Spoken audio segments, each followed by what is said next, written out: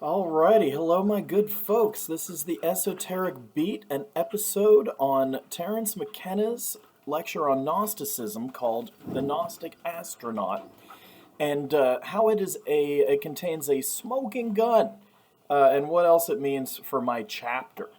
So on my commute home today, I've got to turn in the final draft of my chapter tomorrow, so of course I'm messing around doing further research, which one of my editors, Kevin Whitesides, warns me, don't go down a rabbit hole tonight, but I had to promise it's the final piece of information. It's just so exciting, and has a lot of bearing on my argument for this chapter. So in 1984, I didn't realize that this talk was, first of all, from 1984, which predates the alchemy talks by 7 years. And if you're not familiar with the alchemy talks, you're going to have to listen to my other several episodes of Esoteric Beat on Terence McKenna and Francis Yates. So before he did his whole alchemy trip, his whole alchemy project of trying to recover what he saw in the alchemical tradition of alchemical thinking that he thought was going to be a cure for what ails modern science and gives us stuff like, climate crisis and the patriarchy and prohibition of drugs and all that based on this mechanistic and demonic aspect of science that he's discerned. So 7 years before he gives his alchemy talks, he gave this lecture on Gnosticism, and this is really the seed of the alchemy talks that he's going to give 7 years later and devote kind of the last decade of his life to this project, culminating in the film Alchemical Dream and the other film Gnosis, which is really a collection of interviews but contains one of his most highly articulated statements about alchemy. So in this talk, the Gnostic Astronaut, which our recording goes to about 2 hours and contains a lot of delightful interactions with the audience, I didn't realize, because I had only sort of touched on this talk, searching through it on Ask Terence McKenna. It turns out that this is a whole deep dive on historical Gnosticism. So I was already going to say in my paper that McKenna's appropriation of the concept of gnosis from the Hermetic tradition, from the Hellenistic antiquity, from Neoplatonism and all that, his appropriation of gnosis is already kind of on a level with Timothy Leary's appropriation of ecstasy to describe psychedelic experience. And here in the Gnosticism talk, and this is helping me structurally with my chapter, so those of you who are following my thread of kind of like how you write an academic paper here might want to pay attention to this aspect of it. This is helping me structurally because he says a lot of things explicitly that I had sort of given as my analysis, but here I can just quote him, right? Where he says things like, I use this concept of the logos from Hellenistic philosophy to describe the voice of the mushroom, right? He says that explicitly, and that saves me the trouble of kind of commenting, right? I can say, as we recall from Gnostic Astronaut, and it occurs to me to break in, I've always wondered, did he read Ioan P. Culiano on Gnosticism and calling it the Gnostic Astronaut and associating the Gnostic with space travel? As my pal Noah Gardner pointed out to me in an email, but I was kind of already thinking along these lines. Culiano described Gnosticism, the kind of ascent stuff, the mystical ascent stuff, which McKenna here on the Gnostic Astronaut, he gives an account of Gnostic magical systems where, you had these gems and talismans and there's like these passwords that as you rise up through the spheres, you meet these guardians. You have to go through these gates giving the right passwords. Ioan Culiano called this the Platonic space shuttle, right?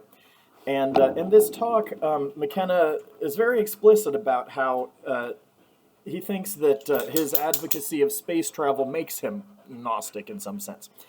So in the beginning of this talk, he says, this is an experimental lecture. I'm kind of doing this new thing. This is 1984. So this is early. And he says he wants to take away some things. And this is something I was struggling with, structurally in terms of my paper. He says he wants to take away some things from Gnosticism for the contemporary situation. And this is really built on Hans Jonas's identification of Gnosticism with existentialism, right? And this is also helping me to articulate an issue about, kind of his critique of science. And the Mandaens pop up here in a big way too. So we learn more about McKenna's enthusiasm for the Mandaens. Let me back up a second.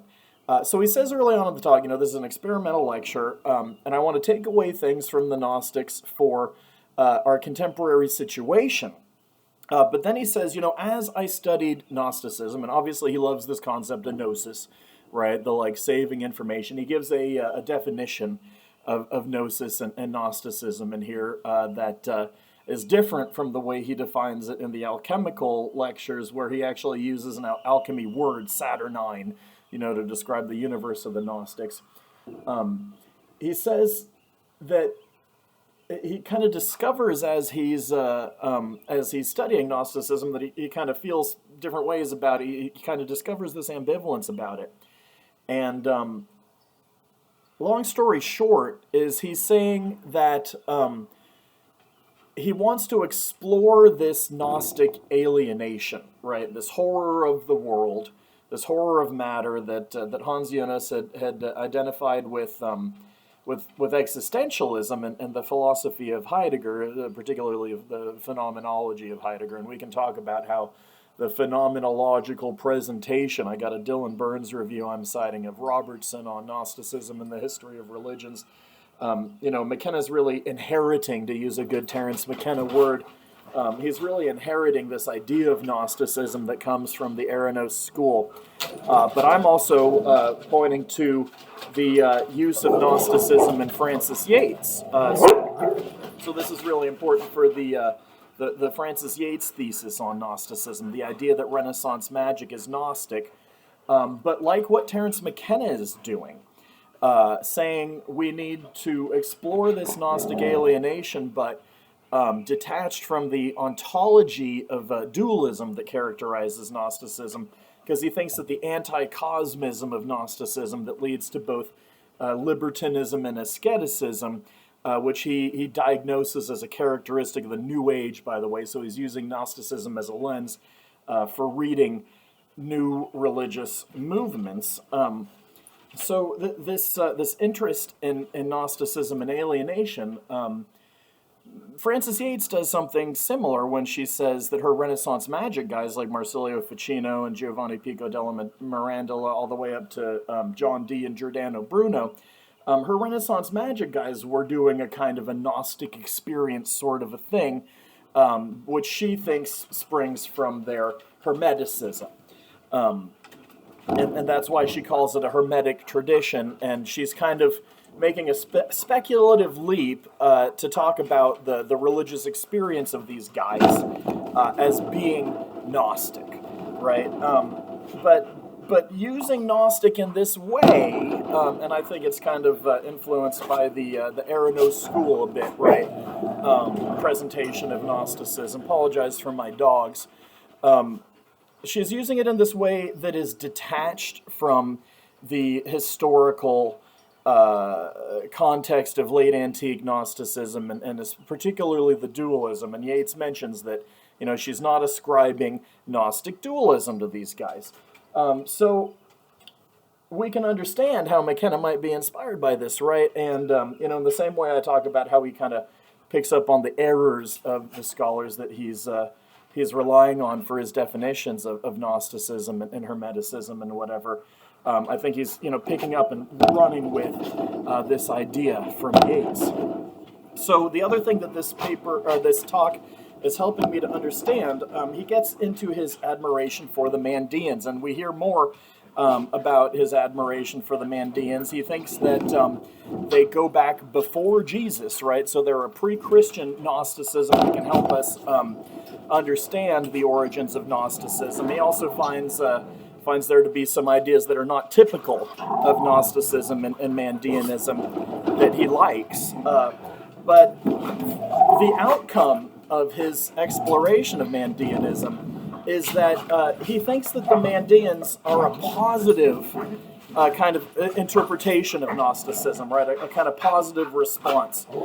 We learn in one of the alchemy talks in exploring the Hermetic tradition that, he loved that the Mandaeans were really into caring for the earth, and he considered them to be, a religion of biology.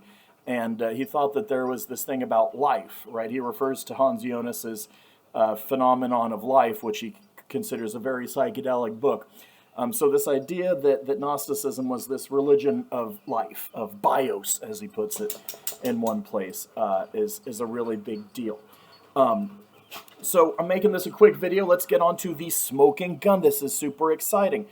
So when I gave my conference talk on alchemy and Philip K. Dick, I discovered and, broke the news to the world. Nobody seems to care very much about this tiny little point, but I discovered that when Philip K. Dick in his novel Valis talks about how Giordano Bruno and the Hermetic alchemists were looking for this entity made of information that he calls the homoplasmate,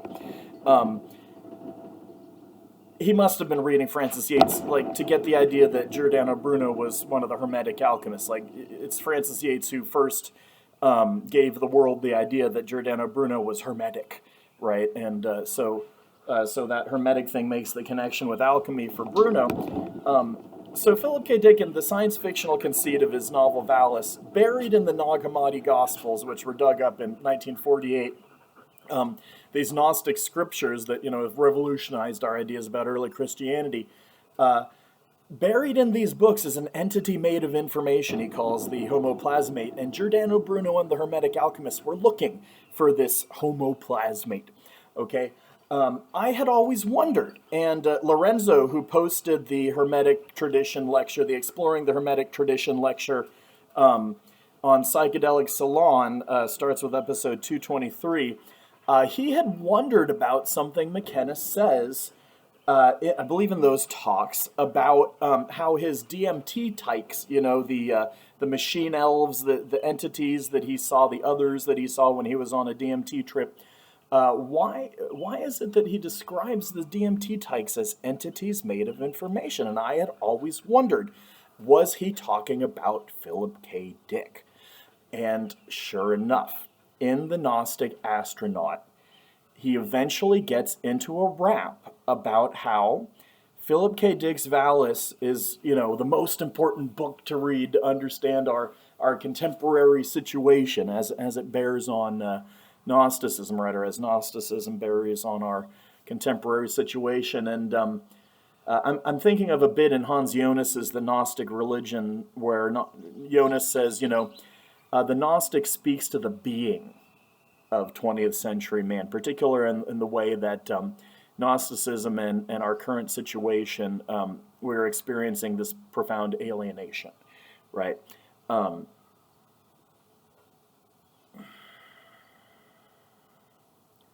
of losing my train of thought here. Bear with me a moment. I keep going on these little tangents. That's why it's hard for me to write.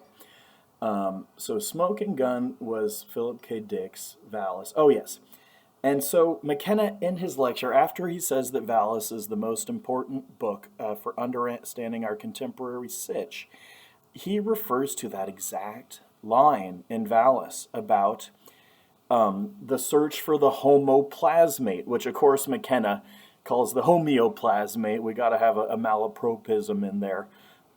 We can nitpick other places in this lecture, for example, where he says, the Q document from Qumran. Well, there isn't a Q document that they dug up in Qumran, right? The Q document is a hypothetical early Christian gospel, and material from this hypothetical Q document shows up in the Synoptic Gospels and in the Gospel of Thomas, which he reads from. So McKenna cites that exact line about the Hermetic alchemy. Well, he doesn't mention the Hermetic alchemist part, but he mentions the search for the entity made of information. And this must be the source of how he's describing his DMT elves as entities made of information. So there's my smoking gun, and I get to cite my conference paper, which is the only place where I have sort of published this information. Thanks for listening to my talk, and stay curious.